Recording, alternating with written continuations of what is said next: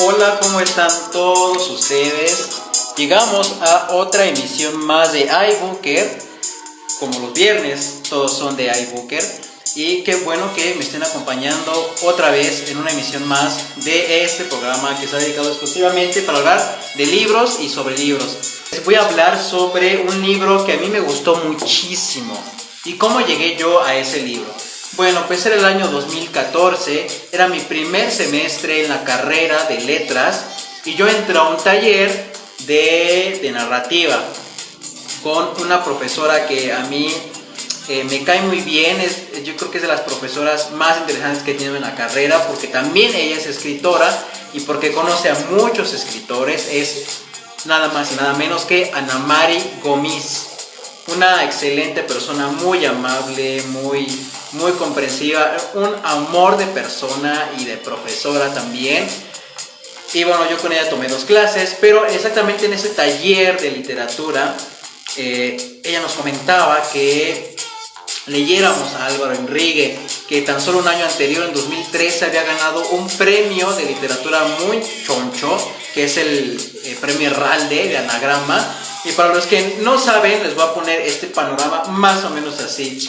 Anagrama es una de las editoriales en español más importantes, si no es que dirá de las más importantes, junto con el Fondo de Cultura, con Grupo Planeta, que forma parte Random House, y es importante por los autores que publican. Y ahora bien, el premio Jorge Herralde de literatura, les quiero platicar un poco sobre él. Pues lo fundó Jorge Herralde, que es el editor que fundó la editorial Anagrama. Y bueno, esta editorial es importante en el sentido de que han publicado muchos autores que son ahora reconocidos, que tienen mucha reputación. Y el Jorge Herralde, el premio Herralde de Anagrama, se otorga cada año a un escritor, a una novela inédita de algún escritor que escriba en castellano, en español.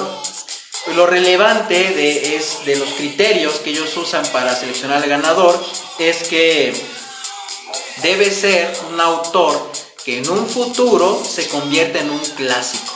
Es decir, le apuestan a los futuros clásicos de la literatura. Y eso es algo bien súper interesante, en el sentido de que cómo puedes anticipar tú que un escritor o un artista en el futuro va a ser relevante, en este caso para la historia de la literatura, del mundo de la literatura. Pues es algo un poco complicado, hay que ser un editor muy sagaz como lo ha sido Jorge Herralde.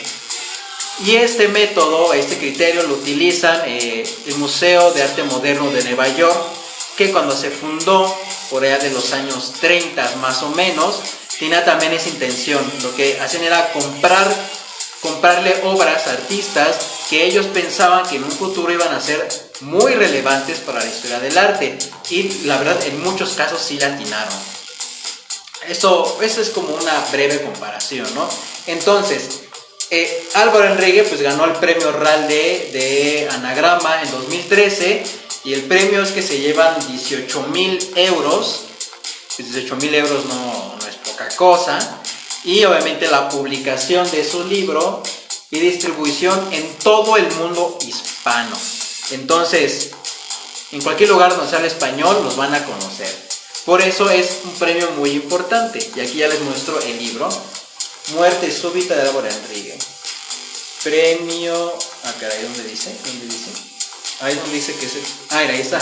Ahí dice, Premio Herralde de novela. Pero es el de Anagrama.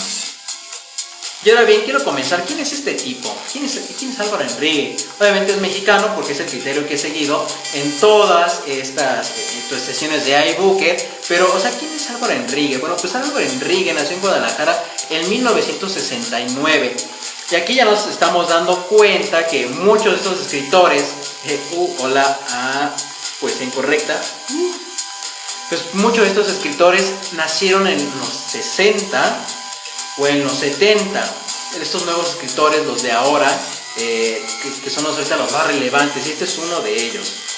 Y bueno, nació en Guadalajara en 1969, su padre es abogado, su madre es ingeniera química.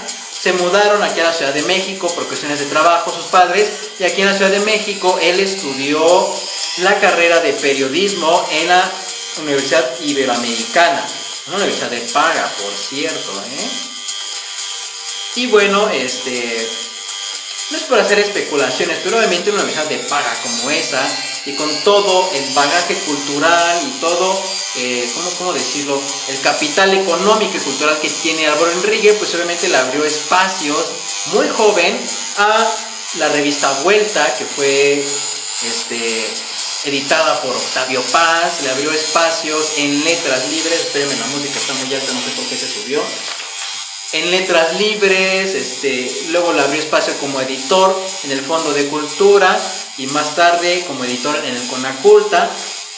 Obviamente, pues, cuando estudias en una universidad tan buena como esa, las puertas se te abren a cualquier lado. Y esto lo digo porque ya posteriormente él se va a estudiar a Estados Unidos, ahí estudia su maestría y estudia su doctorado en literatura latinoamericana, y es ahí donde él comienza también a dar clases de literatura y de escritura creativa. Entonces, pues todo tiene un bagaje muy interesante. Su primera novela, no recuerdo bien cómo se llama, era algo así del Transformador, no recuerdo bien cómo se llama su primera novela, perdón por no tener ese dato, pero su primera novela ganó un premio, ganó el premio Joaquín Mortiz a primera novela. Entonces, pues él es un sujeto que tiene talento, la verdad tiene muchísimo talento, y lo demuestra esta novela que vamos a reseñar el día de hoy. Y ahora bien, vamos a comenzar con la novela. Quiero ir un poco rápido porque pues una hamburguesa me está esperando y no puedo hacerle el feo a una hamburguesa ni dejar que se enfríe, entonces me voy a apurar para eso. Ahora bien, me ponen ahí unos ojitos como que...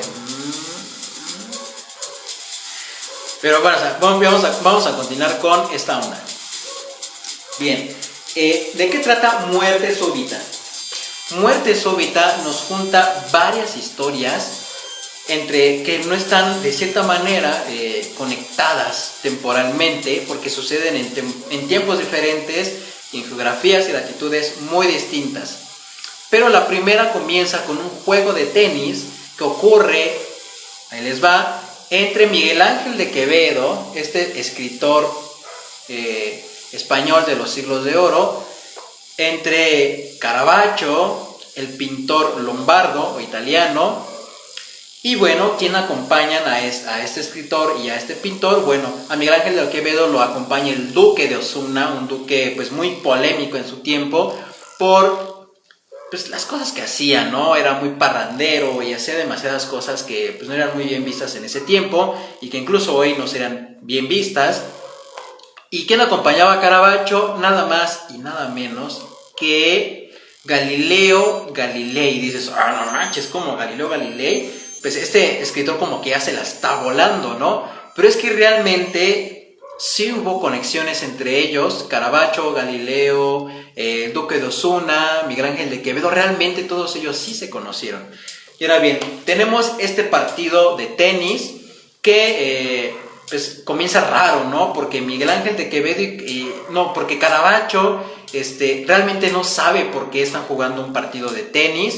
Se supone que iba a ser un duelo entre ambos, un duelo a muerte.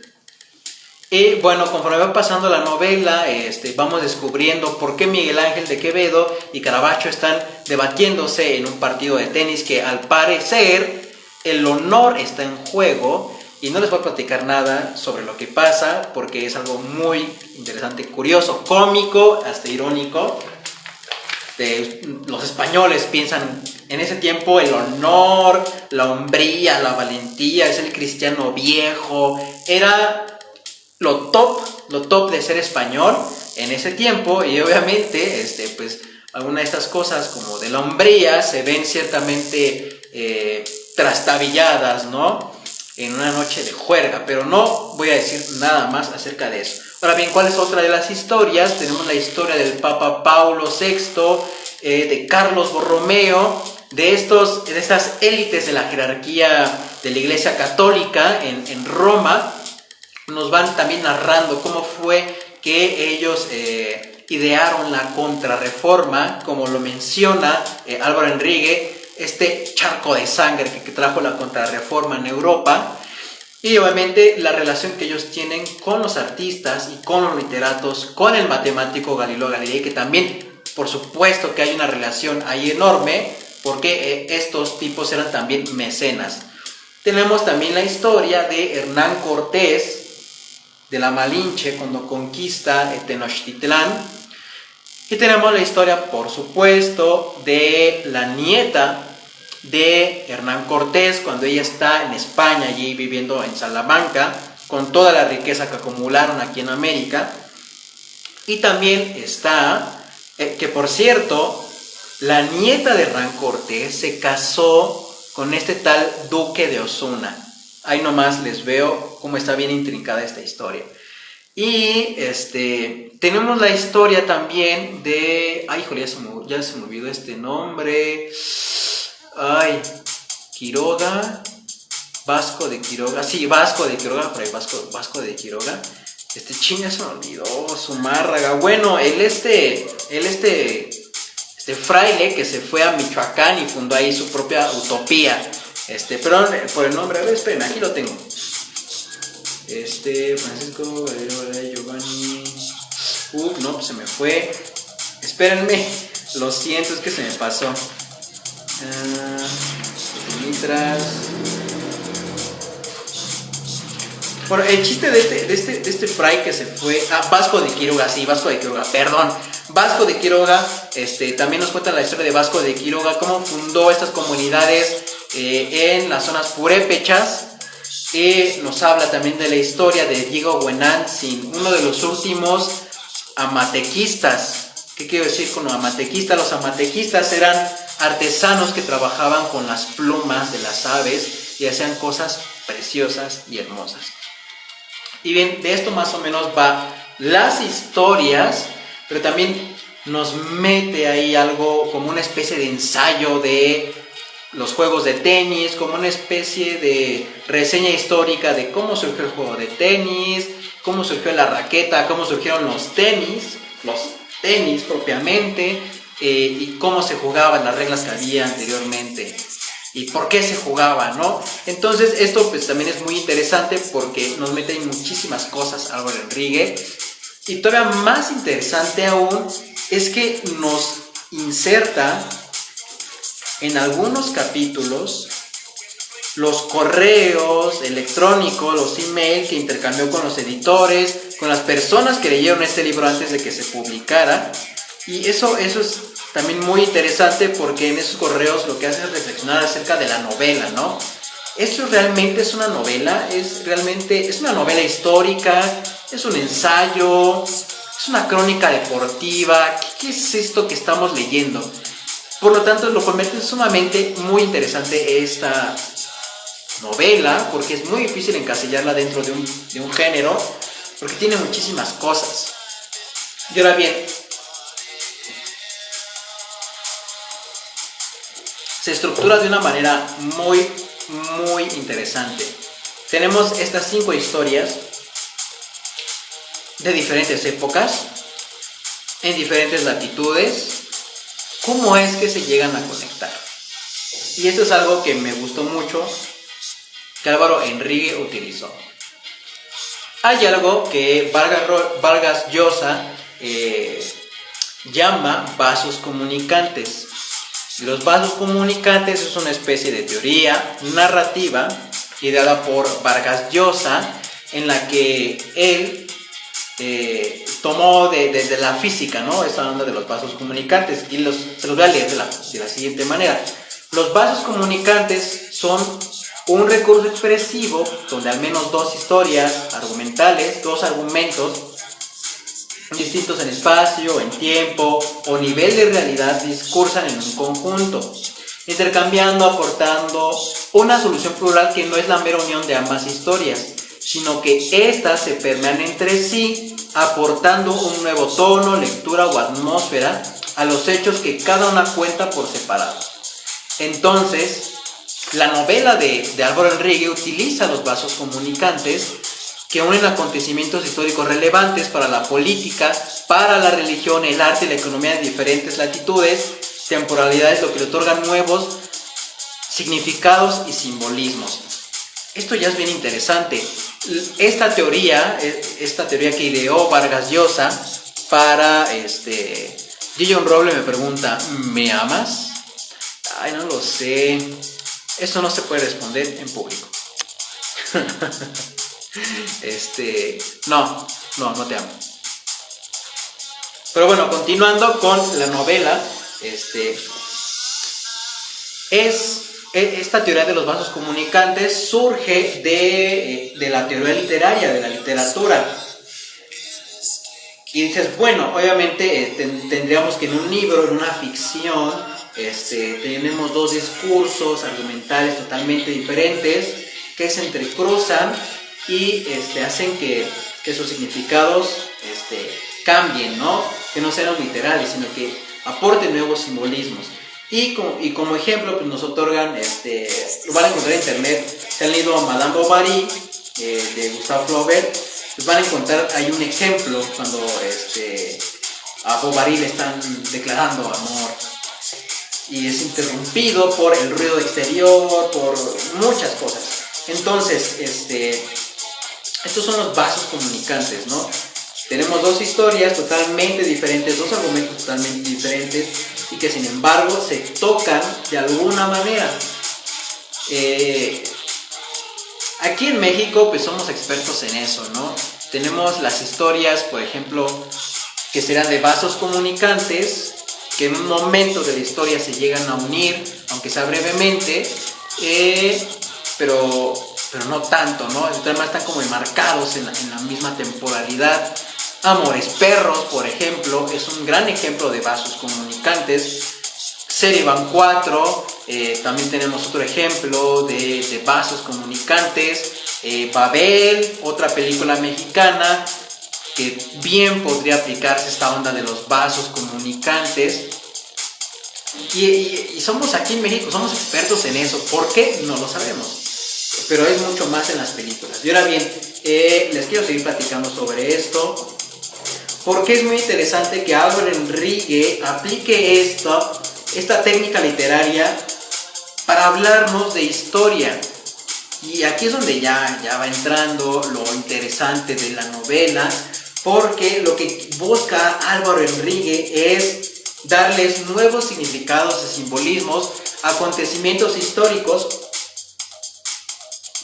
sumamente importantes que cambiaron el curso de la humanidad. Y esto pues no es nada sencillo. Utilizar una técnica literaria para hablar sobre historia, acontecimientos históricos, para los historiadores es un atrevimiento, es una profanación. No teniendo en cuenta los propios historiadores que lo que se usa tanto para escribir ficciones como para escribir historia es el lenguaje. Son los relatos, es el género discursivo del relato. Y bueno, pues para los historiadores esto es un sacrilegio, pero pues a veces no les gusta admitir, ¿no? Que a pesar de que ellos investigan mucho y investigan datos, al final lo que están escribiendo en sus libros es un poco de ficción, no es realmente la realidad tal cual. Y bueno, ahora y eso es lo interesante, porque en muchas ocasiones Álvaro Enrique te hace reflexionar sobre acontecimientos históricos muy importantes, como el encuentro de dos culturas que fue entre la cultura mexica y la cultura española de ese momento, entre un extremeño que no dice Álvaro Enrique, tal vez no tiene ni siquiera idea de lo que iba a hacer, no tenía idea de las consecuencias de sus acciones, y sin embargo fueron consecuencias terribles para unos, muy beneficiosas para otros. Y ahora bien, quisiera pasar al género de esta novela. Es una novela histórica, ¿sí? Pero también es un ensayo histórico y también sobre el juego de tenis y la relación que tiene el juego de tenis con la cultura. Es un artificio literario y es una crónica deportiva. Todo esto ordenado temporalmente como si fuera un juego de tenis. De hecho lo dice en una parte del libro, ¿no? Que que las historias están acomodadas como si fuera un juego de tenis, ¿no? La pelota es lo que se nos está narrando, y la forma en que se desplace dentro de una o de otra cancha, pues depende de los actores, ¿no? Depende del significado que le quiera dar el narrador, en este caso, y el escritor también, que es Álvaro Enrique, lo que lo convierte en una novela mucho más interesante, ¿no? Como más juguetona, más pues la bola está por aquí, luego la bola está por allá, que él no le dice bola, le dice pella, porque se hace con pelos. Y eso también es muy interesante. Es un texto difícil de encasillar dentro de un género literario, incluso dentro de algún género discursivo. Para los que no sepan, hay géneros discursivos. Dentro de esos géneros discursivos está el género literario, pero incluso esta novela, ensayo, crónica, lo que sea, es difícil de encasillar dentro de un género discursivo, lo que la convierte en algo muy interesante, pues porque comienza como un ensayo sobre el juego del tenis y sobre los tenis, luego discurres hacia una crónica deportiva, pasa al relato histórico con tonos irónicos, con tonos muy cómicos. Ustedes leen esta novela y se van a reír también de algunas cosas que suceden. Ahorita me estoy acordando de una, pero no se las voy a leer. O sea, relata también acontecimientos históricos de una forma irónica y cómica, y después pasa a citas de libros que hacen referencia a los juegos de tenis, o sea, libros muy antiguos, muy viejos, y luego, como les comentaba, inserta textualmente tweets e emails que compartió con las personas, con sus editores, en los que reflexionan acerca de esta novela, acerca de cómo iba encaminándose la propia escritura de esa novela, como dejándonos un rastro del proceso creativo, del proceso de escritura que siguió Álvaro Enrique para traernos Muerte súbita. Y bueno, otra cosa que también hace Álvaro Enrique con esta novela es que hace una revisión histórica, como ya lo mencioné, de acontecimientos traumáticos para la humanidad. ¿Y cómo lo hace? Pues se sirve de la herramienta de los vasos comunicantes. Relacionado con los vasos comunicantes, es interesante que Enrique aplique esta técnica literaria, como yo lo había mencionado, para comprender acontecimientos históricos y darles una nueva perspectiva. Como mencioné, se tratan de acontecimientos muy importantes, traumáticos, en el sentido decolonial, por así decirlo, que fueron traumáticas para ciertas comunidades, ciertos colectivos. La conquista trajo un trauma que aún nosotros vivimos para la mayor parte de las poblaciones indígenas que viven aquí en México. Y también, y bueno, voy a darles aquí ejemplos, ¿no? La caída de Tenochtitlán. Y aquí ya les voy a dar ejemplos, ¿no? Y Hernán Cortés hace unos comentarios a veces súper irónicos, ¿no? A ver, déjenme ver. Miren, escuchen esto. Nunca un hombre hizo por ninguna fe lo que Hernán Cortés por el catolicismo renacentista. Y a 5 siglos de la hazaña religiosa más grande de todos los tiempos, el Vaticano sigue mirando hacia otro lado cuando se invoca su nombre. ¿Qué clase de patán debió ser si nunca recibió reconocimiento por haber depositado a los pies del Papa su pelota derecha, por un mundo completo, con todos sus animales, sus plantas, todos sus templos, todas sus casitas y las centenas de miles de señores y señoras que se refocilaban en ellas como conejos, aprovechándose de que pueden andar casi en pelotas gracias al buen clima eterno? Hay que pensar en Cortés sudando en su armadura ahumada y chorreada por la sangre de sus enemigos. Hay que imaginárselo cañoneando dioses. Más que un militar, un estadista o un millonario, el conquistador fue el ojo de una tormenta que se cernió durante 26 años sobre el Atlántico. Sus vientos sacando casas de cuajo por todo lo que había entre la Viena imperial de Carlos I y las Canarias, entre las Canarias y Tenochtitlán, entre Tenochtitlán y Cusco. 4 millones de kilómetros cuadrados llenos de personas que tarde o temprano se iban a volver cristianas, porque un extremeño cuarentón y sin currículum había roto la cacerola del mundo sin siquiera darse cuenta cabal de lo que estaba haciendo. Y ahora escuchen esta perspectiva que le da Álvaro Enrique. Cada segundo nacen en México 4.787 personas y mueren 1.639, la cual quiere decir que la población se incrementa a una tasa bruta de 2.448 mexicanos por segundo. Una pesadilla. Hoy hay 117 millones de mexicanos y un tanto inexacto con 6 ceros en los Estados Unidos. Un cálculo bruto supone que ha nacido entre el año de 1821, en que se fundó el país independiente, y la segunda década del siglo XXI, más o menos 180 millones de mexicanos. Entre todos ellos, solo José Vasconcelos ha considerado a Cortés un héroe. Su registro de impopularidad ronda los términos absolutos. Y ahora bien, escuchen esto. Con el Marqués del Valle estamos frente al caso de mal manejo de imagen más espectacular de todos los tiempos. O sea, para Álvaro Enrique lo de Cortés fue un mal manejo de imagen. ¿Por quiénes? Luego lo averiguaremos. Su última voluntad fue que llevaran su cuerpo muerto a México, donde quería descansar. Ninguno de los 1.639 mexicanos que murieron en ese instante visitaron su tumba. Todos se habrán opuesto a que se le hiciera un monumento, a que se le mencionara en una placa, a que cualquier objeto en el mundo le recordara su existencia. Lo mismo van a pensar los 4.787 que acaban de nacer. Algo hizo muy mal y lo sabía. En su testamento dejó limosnas para que se hicieran 4,000 misas por la salvación de su alma. Si las misas pagadas por adelantado se celebraron de una al día en la parroquia de Castilleja de la Cuesta, 11 años después de su muerte, su alma seguía siendo nerviosamente encomendada a las ánimas del purgatorio cada mañana. O sea, wow.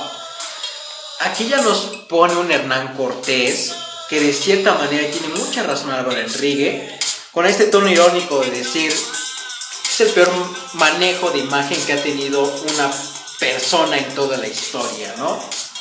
Y se ponen a pensar, es que esto es muy cierto. Allá en España, donde entregan este premio y se publican estos libros, hay un monumento a Franco, un fascista que le hizo la vida a España horrible durante muchos años, hasta mediados de los 80, cuando se murió el señor, este dictador terrible que hubo en España, y le construyeron un monumento. Recientemente al sujeto lo sacaron de este valle nombrado ridículamente como el Valle de los Caídos, y había gente reclamando de por qué sacaban a Franco ahí, se fue un hombre buenísimo. Súper ridículo, ¿no lo creen? Hay monumentos en Estados Unidos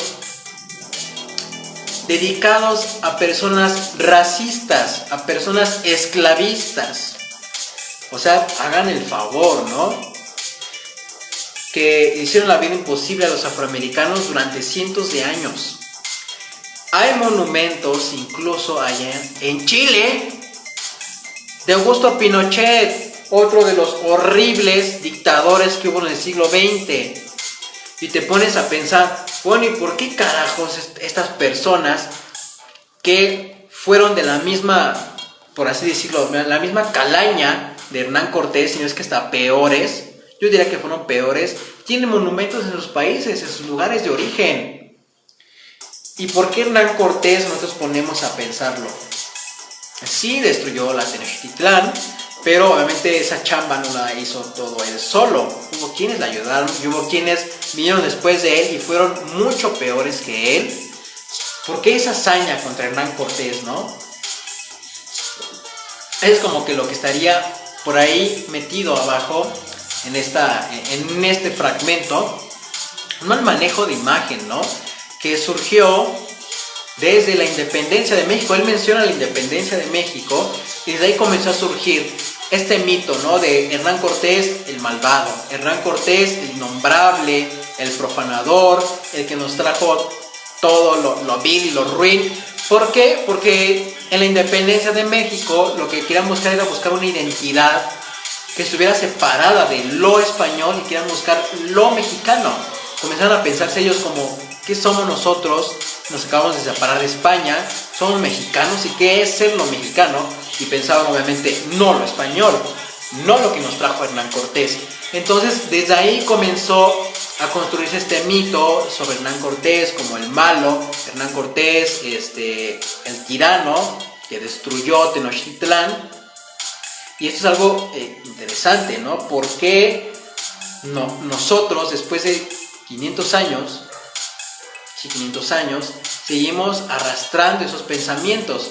Obviamente muchos de nosotros no somos propiamente indígenas, no hablamos una lengua indígena, no vivimos en una comunidad que sea propiamente indígena, no somos descendientes de indígenas directamente, no que lo sepamos, y aún así reclamamos, ¿no? Le reclamamos a Hernán Cortés de, ay, es que ese desgraciado vino y nos destruyó y no sé qué, pero al mismo tiempo, hipócritamente, nos ensanchamos y nos ensalzamos aquí en México porque somos mestizos.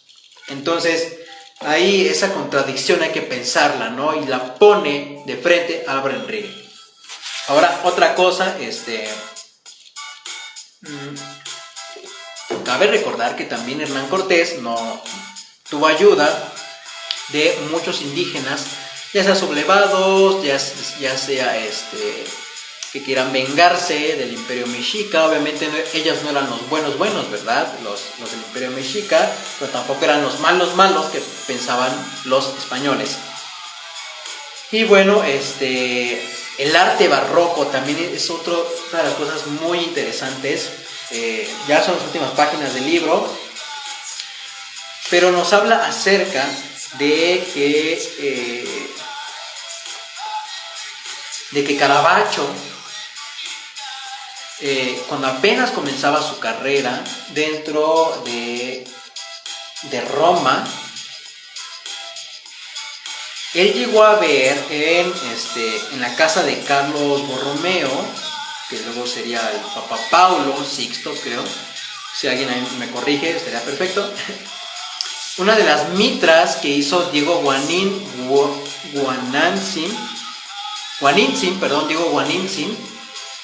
Diego Guaninzin, como les mencionaba, era el último amatequista, el último artesano que trabajaba con las plumas de las aves.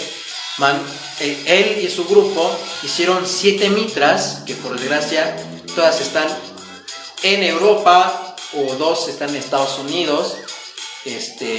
No sé cómo se han de ver esas mitras, yo creo que espectaculares, que nos van narrando, ¿no? Que cuando se ve con las velas, cuando lo reflejan, dicen que se encienden, que es como si tuvieran una luz propia, que es algo como muy mágico.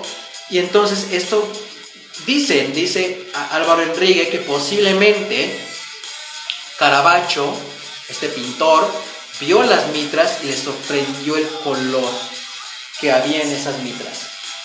Y que posiblemente eso fue lo que le dio la idea para comenzar a pintar en interiores, a la luz de las velas, con mucho detalle. Y lo que logró los colores impresionantes de Caravaggio y la introducción del barroco, ya con la introducción de este nuevo arte, porque dejó de lado el manierismo, como diciendo, lo indígena, el arte indígena, influyó en el arte europeo. Esto obviamente es una vuelta de tuerca que sucede constantemente en la historia, ¿eh? No crean que esto es totalmente lineal, no. De hecho, el arte africano, el arte primitivo, como le suelen decir los europeos babosos, de principios del siglo XX, influyó muchísimo en el cubismo. Si no hubiese arte africano en esos momentos, jamás hubiera existido el cubismo. Ustedes ven las máscaras africanas, ven el arte africano de muchas etnias, de muchas culturas que viven allá, y prácticamente dices, wow, esto es como muy surrealista, esto es como muy cubista. Y es al revés, lo cubista es muy africano, porque como ustedes sabrán, los cubistas y la mayor parte de los vanguardistas estaban obsesionados con esto que ellos llamaban arte primitivo, que pues, de un lado era arte antiguo, prehispánico, o inca, o arte antiguo africano o actual. Y bueno, precisamente esta es como una vuelta de tuerca, ¿no? Decir que el arte indígena de la Matequía influyó en la historia del arte en Caravaggio, en la historia europea. Entonces eso como, aquí ya comenzamos a ver los vasos comunicantes que va construyendo Álvaro Enrique. Y bueno, tenemos y de hecho estas últimas 3 páginas de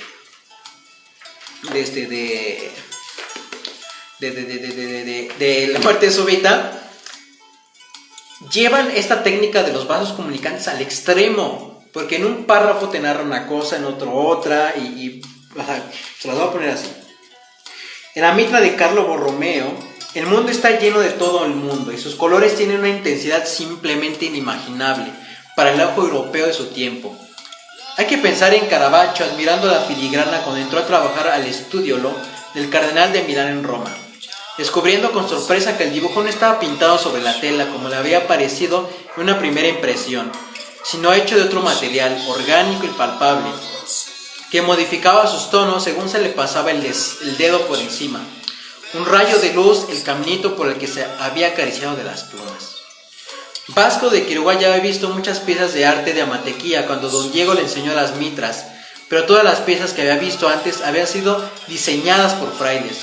Los indios solo las coloreaban en el taller y alumbradas solo por velas, abiertas de cuajo gracias a los hongos.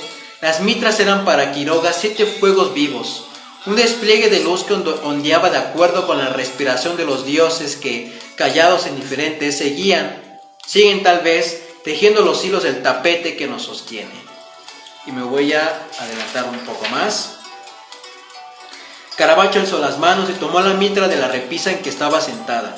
El dorado del pentagrama con las letras Isma le estalló en las pupilas. Las figuras vestidas de azul de los santos jalando sus ojos hacia todos lados, enseñándola a ver de un modo más grande. Sacudió la cabeza como para extraerse de un sueño. Movió la mitra hacia el sitio donde pegaba la luz directamente y entonces se encendió toda. El rojo, pensó, enfocándose en destramar el misterio del fuego que no quema, la iridiscencia que no deslumbra. El rojo, le dijo Vasco de Quiroga a Aguanintzin. Las figuras de colores son lo que se mueve bajo los ojos de Dios, pero la trama roja de abajo es Dios. Sus instrucciones, ándele, le respondió en la mateca. El poeta abrió los ojos, lo veía todo en rojo, se tocó la parte de la ceja en que le había pegado la pelota, estaba abierta, sintió un revuelo de gente alrededor, levantó la mano y abrió la palma para señalar que estaba bien.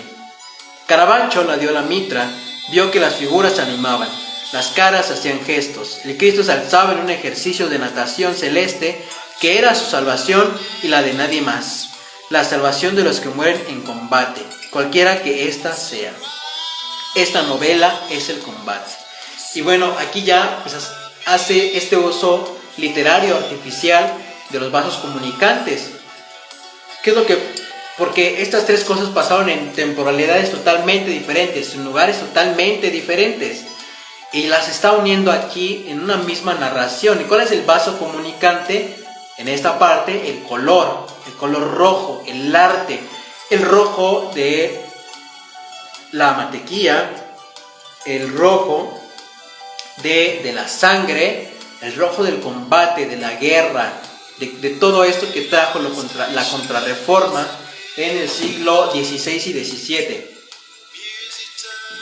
¿Y qué más encontramos? Bueno, la contrarreforma y la primera recesión económica del capitalismo. Dejen busco la página, aquí la tengo. Esto está bueno. Para el día del encuentro entre Cortés y Cuauhtémoc, los españoles ya estaban más que familiarizados con Tenochtitlan. Ya habían visto suficientemente por media ciudad dando paseos que mostraban su fragilidad. Y bueno, y nos dice que qué hubiera pasado si la gente se hubiera sublevado y matado a todos los españoles.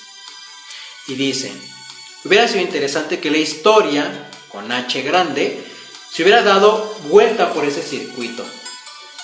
Como esos Cortés y su compañía serían para el mundo contemporáneo como esos mártires menores que cometieron la inexactitud de ir a dar misa al Japón. Habría un San Hernán de Medellín y un San Bernal de Medina del Campo. Velázquez habría pintado una pieza de altar en la que aparecieran sus cabezas al pie del templo de Tezcatlipoca, y Caravaggio otra que se llamara El Martirio de San Jerónimo.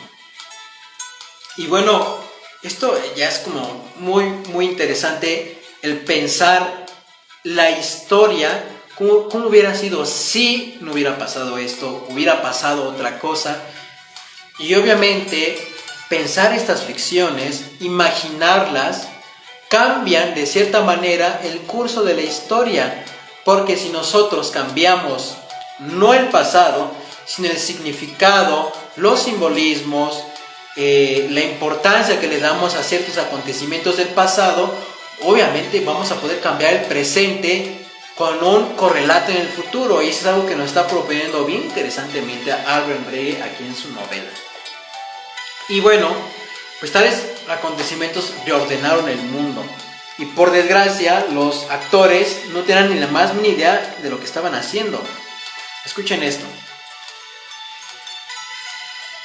La conversación entre mexicanos y españoles, cuando fue el primer encuentro entre los emisarios de Moctezuma y Cortés, siguió más o menos en este tenor durante toda la primera etapa de la conquista de México, que concluyó con la estancia ya reseñado un poco más atrás, de Cortés y sus hombres en Tenochtitlán.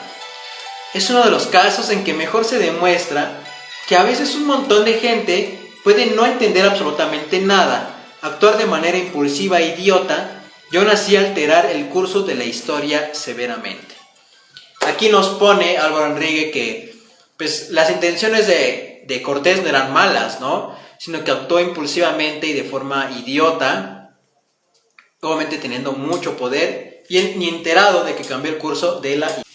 ¿Qué es lo que notan en todos estos acontecimientos?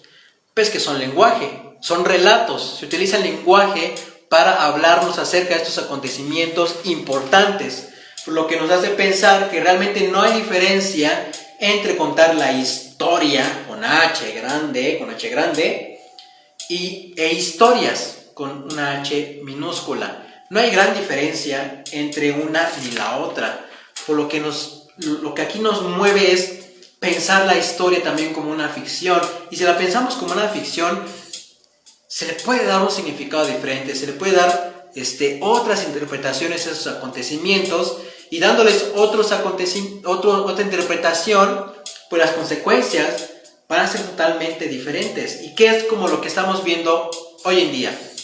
Hay una enorme protesta por los monumentos de conquistadores, por los monumentos a Cristóbal Colón, que siempre para comunidades indígenas han representado la colonización, han representado años y siglos de abusos, no únicamente de los conquistadores, sino también de los gobiernos democráticos, de los gobiernos actuales y modernos. Y obviamente para ellos representa otra cosa que para nosotros, ¿no? Unos celebran el Día de la Hispanidad, ¿no? Pero ¿qué es la Hispanidad? Entonces, eso nos hace reflexionar acerca del pasado y su relevancia en el presente, mediado por el lenguaje, mediado por la escritura. Entonces, es algo sumamente interesante lo que ha hecho Álvaro Enrique con esta novela. Si tienen la oportunidad de comprarla, esta novela, no se la pierdan, de verdad. Les va a gustar mucho, la leen rápido, porque aparte es muy amena. Tiene un léxico, un lenguaje muy ameno, con palabras como muy extrañas, pero que te hacen mucho sentido.